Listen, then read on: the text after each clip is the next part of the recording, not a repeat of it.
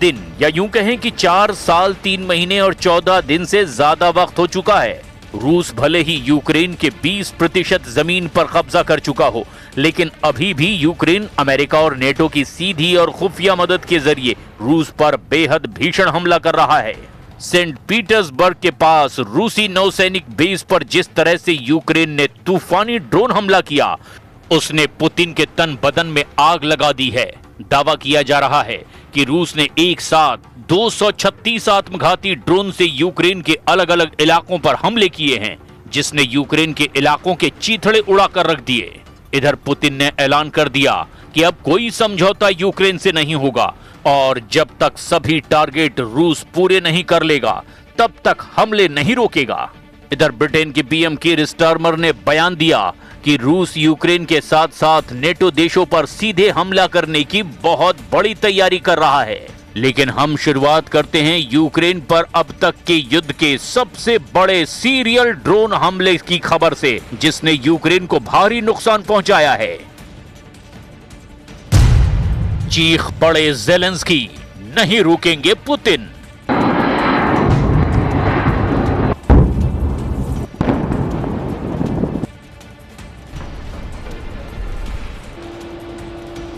रूस और यूक्रेन इस वक्त एक दूसरे पर ताबड़तोड़ हमले करने में जुटे हैं। दावा किया जा रहा है कि यूक्रेन को नेटो देश फ्रांस, ब्रिटेन और पोलैंड से सबसे ज्यादा मदद मिल रही है, जिसकी वजह से रूस में बेहद अंदर घुसकर यूक्रेनी सेना हमले कर पा रही है। अगर पिछले 48 घंटों की ही बात करें तो यूक्रेन ने मॉस्को से लेकर के सेंट पीटर्सबर्ग तक रूस को जो तूफानी हमलों से भारी नुकसान पहुंचाया है, उसमें यूक्रेन के ड्रोन्स ने सीमा से 1000 किलोमीटर दूर सेंट पीटर्सबर्ग के पास रूसी बाल्टिक फ्लीट के मुख्य बेस क्रोनस्टैंड और नौसेना के 15वें शस्त्रागार को निशाना बनाया है, जिसके बाद से पुतिन ने रूसी सेना को खुली छूट दे दी है। पिछले 18 घंटे में रूसी सेना के हमले से यूक्रेन में भारी तबाही मचने की खबर है। रूस ने यूक्रेन पर इतिहास का सबसे बड़ा ड्रोन हमला कर दिया है। 6 और 7 जून की दरमियानी रात रूस ने यूक्रेन पर एक साथ 236 ड्रोन से हमला किया है। रूस ने इन ड्रोन्स को यूक्रेन पर 7 अलग अलग दिशाओं से दागा है, जैसे ब्रांस्क, कुर्स्क, ओरेल, मिलरोवो, प्रिमोर्स्को, अक्सक और कब्जे वाले क्रीमिया के चौड़ा से लॉन्च किया था, ताकि यूक्रेनी सुरक्षा घेरे को भ्रमित किया जा सके। सबसे ज्यादा तबाही इन इलाकों में दर्ज की गई है। अब आप ये भी जान लीजिए कि यूक्रेन पर कहां-कहां हमले हुए। ज़ापोरिज़िया। यूक्रेन का ज़ापोरिज़िया रूसी ड्रोन हमलों से सबसे ज्यादा प्रभावित हुआ है। यहां रूस ने ऊर्जा के बुनियादी ढांचे पर सीधा प्रहार किया, जिससे पूरे शहर में आंशिक ब्लैकआउट हो गया। यहां मलबे की चपेट में आने से एफपीवी ड्रोन से की गई हंटिंग स्ट्राइक में एक स्थानीय टैक्सी ड्राइवर सहित कई यूक्रेनी नागरिकों की जान गई और 25 लोग इसमें घायल हो गए। चेरनोबिल। यूक्रेनी परमाणु एजेंसी के मुताबिक एक रूसी ड्रोन चेरनोबिल परमाणु ऊर्जा संयंत्र के पास इस्तेमाल हो चुके परमाणु ईंधन के स्टोरेज ब्लॉक की एक इमारत से जा टकराया। राहत की बात यह रही कि हमले के वक्त उस विशिष्ट कंटेनर बिल्डिंग में ईंधन मौजूद नहीं था, जिससे रेडिएशन का स्तर फिलहाल सामान्य और स्थिर बना हुआ है, लेकिन इमारत को काफी नुकसान हुआ है। ओदेसा। यूक्रेन के बंदरगाह शहर ओदेसा में रूस ने रिहायशी इलाकों और गैस पाइपलाइनों को निशाना बनाया। हमले में एक चर्च की जमीन पर बनी इमारत और कई नागरिकों के घर तबाह हो गए, जिसमें कई लोग घायल हो गए हैं। द्निप्रोपेट्रोव्स्क, खार्किव। इन दोनों मोर्चों पर ड्रोन के साथ साथ रूसी लड़ाकू विमानों ने गाइडेड एरियल बमों से हमला किया, जिसमें नागरिक बुनियादी ढांचे को भारी नुकसान पहुंचा और कई मौतें दर्ज की गई हैं। सुमेव, चेरनिव। उत्तरी सीमा से लगे इन इलाकों में रूस ने एक गैस स्टेशन और पोस्टल ट्रांसपोर्ट को निशाना बनाया। चेरनिहाइव में गैस स्टेशन पर ड्रोन गिरने से भीषण आग लग गई। यूक्रेन की वायुसेना ने बताया कि रूस ने इस बार केवल हमलावर ड्रोन्स शाहिद, गेरबेरा और इटालमास का ही इस्तेमाल नहीं किया, बल्कि यूक्रेन के महंगे एयर डिफेंस मिसाइलों को बर्बाद करने के लिए भारी संख्या में पैरोडी नाम के डिकॉय ड्रोन्स यानी कि फर्जी ड्रोन्स भी छोड़े थे, ताकि यूक्रेनी रडार असली और नकली ड्रोन में फर्क ही न कर पाएं। यूक्रेनी सेना का दावा है कि उसके एयर डिफेंस ने रूस के 236 ड्रोन्स में से 215 ड्रोन्स को हवा में ही मार गिराया या इलेक्ट्रॉनिक जैमिंग से नष्ट कर दिया, जिसे अब तक का सबसे बड़ा सफल इंटरसेप्शन माना जा रहा है। इधर यूक्रेनी राष्ट्रपति व्लादिमीर जेलेंस्की ने रूसी राष्ट्रपति व्लादिमीर पुतिन को एक खुला पत्र भेजकर आमने सामने की बैठक और फिर पूर्ण विराम का प्रस्ताव दिया। हालांकि पुतिन ने इसे खारिज करते हुए रूसी अर्थव्यवस्था को मजबूत बताया। Обратил внимание на время пребывания справедливых выборов. Ну, так случилось, его не допустили тогда до власти. Но если бы он был, отвечает никаким международным стандартам по обеспечению. Эти атаки, конечно, ничего хорошего с собой не несут, более того, они наносят нам определенный ущерб. Но когда инвесторы принимают... यूक्रेन ने 236 में से 215 ड्रोन्स को हवा में ही मार गिराने का दावा किया। रूस के सीधे हमले में 17 आत्मघाती यूक्रेन के डिफेंस को भेदने में कामयाब रहे, जिन्होंने 13 अलग अलग ठिकानों पर सीधे विस्फोट किए।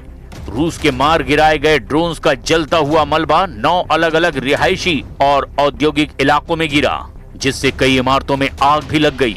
इस हमले की वजह से यूक्रेन के कई हिस्सों में ग्रिड फेल हो गया और बिजली चली गई। शुरुआती रिपोर्ट्स के मुताबिक अलग अलग प्रांतों में कम से कम 7 नागरिकों की मौत की खबर है। 61 से ज्यादा लोग इसमें गंभीर रूप से घायल भी हुए। यूक्रेन पर पुतिन के 5 गुना हमले, कीव से खार्किव तक खूनी गदर। इस वक्त रूस यूक्रेन मुख्य रूप से 2 हिस्सों में बढ़ चुका है, जमीनी मोर्चा, हवाई और ड्रोन युद्ध। यूक्रेन ने खुफिया सैटेलाइट गाइडेड ड्रोन्स के जरिए रूस के सबसे महत्वपूर्ण लैंड रूट मेलिटोपोल चोनहार पर पूरी तरह से फायर कंट्रोल स्थापित कर लिया है।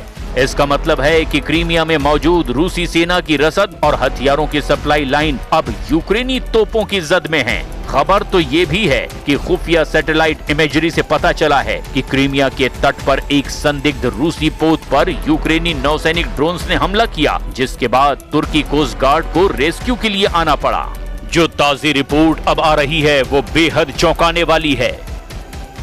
रूस इस समय यूक्रेन के एयर डिफेंस यानी कि हवाई सुरक्षा को पूरी तरह से थका देने की रणनीति पर काम कर रहा है। रूस के ताजे हमलों से कीव, दनिप्रो, ओडेसा, पोल्तावा और खार्किव में भारी तबाही हुई है। हाल ही में जून के शुरुआती दिनों में रूस ने कीव और दनिप्रो पर अब तक का सबसे बड़ा हवाई हमला किया, जिसमें सैकड़ों नागरिक मारे गए। बैलिस्टिक और क्रूज मिसाइल हमले। रूस बड़े पैमाने पर घातक बैलिस्टिक मिसाइलों का इस्तेमाल कर रहा है। हाल ही में रूस ने अपनी नई परमाणु क्षमता जैसी काबिलियत रखने वाली ओरेशनिक हाइपरसोनिक बैलिस्टिक मिसाइल से कीव के पास बिलात्स्करवका पर हमला किया है। ड्रोन की बारिश। इसके अलावा रूस हर दिन हजारों की संख्या में शाहिद 136 यानी गेरान 2 कामिकाजे ड्रोन्स दाग रहा है। रूसी सरकार के मुताबिक उन्होंने FPV यानी कि फर्स्ट पर्सन व्यू ड्रोन का उत्पादन 30 गुना बढ़ा दिया है और वे रोजाना 15,000 ड्रोन सप्लाई कर रहे हैं।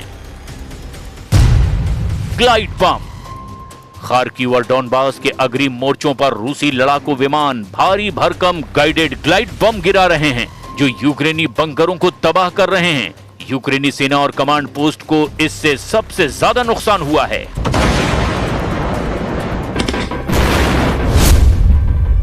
सीज फायर नहीं करेंगे पुतिन, आखिरी हमला शुरू।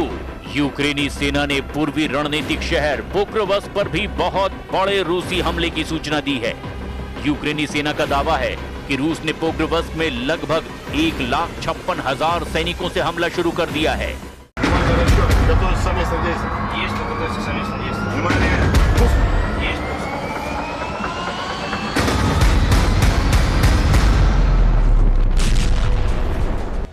जिसकी वजह से यूक्रेन का रसद और हथियार सप्लाई डिपो पूरी तरह से तबाह हो चुका है। यूक्रेन की 7वीं रैपिड एक्शन कोर के मुताबिक हमला करने के लिए रूसियों ने बख्तरबंद वाहनों, कार और मोटरसाइकिलों का भी इस्तेमाल किया है। रूसी काफिलों ने पोक्रोवस्क शहर के दक्षिणी हिस्से से लेकर उत्तरी हिस्से की ओर घुसने का प्रयास किया। रूसी सैनिक महीनों से छोटी पैदल सेना के ग्रुप में शहर के भीतर घुसते जा रहे हैं ताकि पूर्वी यूक्रेन के पूरे औद्योगिक डॉनबास क्षेत्र पर रूस का कब्जा हो सके। मॉस्को के इस खास अभियान के एक महत्वपूर्ण हिस्से के रूप में इस पूर्वी रसद केंद्र पर कब्जा कर सकें। ताजा खुफिया रिपोर्ट्स और युद्ध के मैदान की स्थिति को देखते हुए रूसी राष्ट्रपति व्लादिमीर पुतिन इस समय अपने सबसे आक्रामक और कड़े रुख में हैं। इसके पीछे कई रणनीतिक कारण भी है।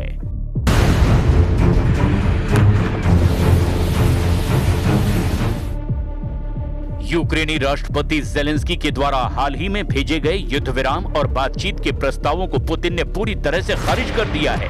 पुतिन का साफ कहना है कि वो अपने विशेष सैन्य अभियान के लक्ष्य को पूरा किए बिना पीछे नहीं हटेंगे। यूक्रेन के पैट्रियट सिस्टम की कमजोरी का फायदा उठाने में जुटा हुआ है रूस। कुछ खुफिया रिपोर्ट्स के मुताबिक पुतिन जानते हैं कि यूक्रेन के पास अमेरिका के द्वारा दिए गए महंगे पैट्रियट एयर डिफेंस मिसाइलों की भारी कमी हो रही है। पुतिन जानबूझकर बड़े पैमाने पर मिसाइलें दाग रहे हैं ताकि यूक्रेन का डिफेंस पूरी तरह से खत्म हो जाए और अमेरिकी राष्ट्रपति डोनाल्ड ट्रंप से मदद आने में हो रही देरी का फायदा उठाया जा सके। प्रतिबंधों के बावजूद पुतिन ने रूस की पूरी अर्थव्यवस्था को वॉर इकोनॉमी यानी युद्ध अर्थव्यवस्था में बदल दिया है। Putin Saint Petersburg International Economic Forum यानी कि SPIEF के जरिए दुनिया को दिखा रहे हैं कि रूस आर्थिक रूप से बिल्कुल नहीं टूटा है और एक लंबी और थका देने वाली जंग के लिए पूरी तरह से तैयार है।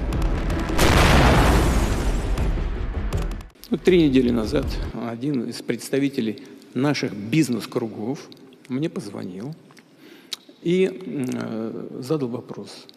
Сказал: Владимир Владимирович, в принципе, я человека знаю очень давно, у нас нет таких близких контактов, но я ему доверяю, он порядочный человек.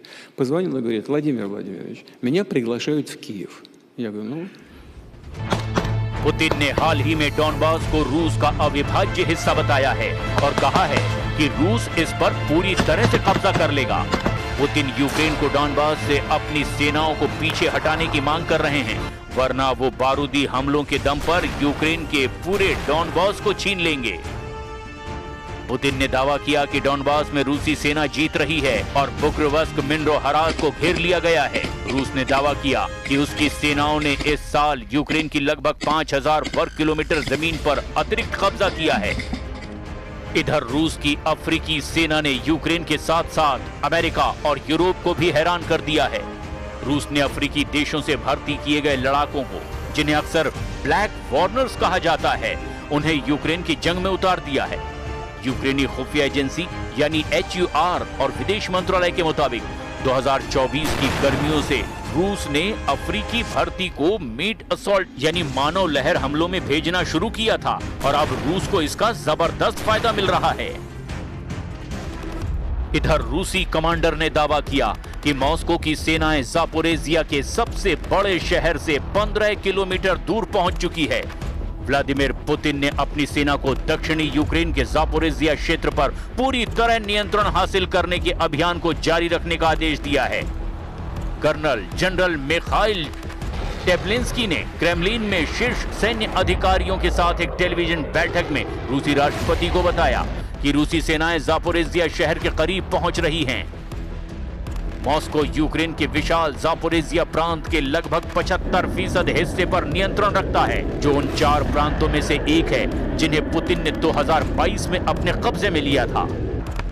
रूस के जनरल स्टाफ के प्रमुख जनरल वैलेरी गेरासिमोव ने भी इससे पहले पुतिन को बताया था कि मॉस्को की सेनाएं लगभग पूरी अग्रिम पंक्ति पर आगे बढ़ रही हैं, जबकि कीव की सेनाएं रक्षा पर ध्यान केंद्रित कर रही हैं और जवाबी हमले का प्रयास कर रही हैं। अब देखना यह होगा कि जिस तरह से पुतिन ने हमले 5 गुना से भी ज्यादा बढ़ा दिए, क्या यूक्रेन उसका मुकाबला कर पाएगा या नहीं।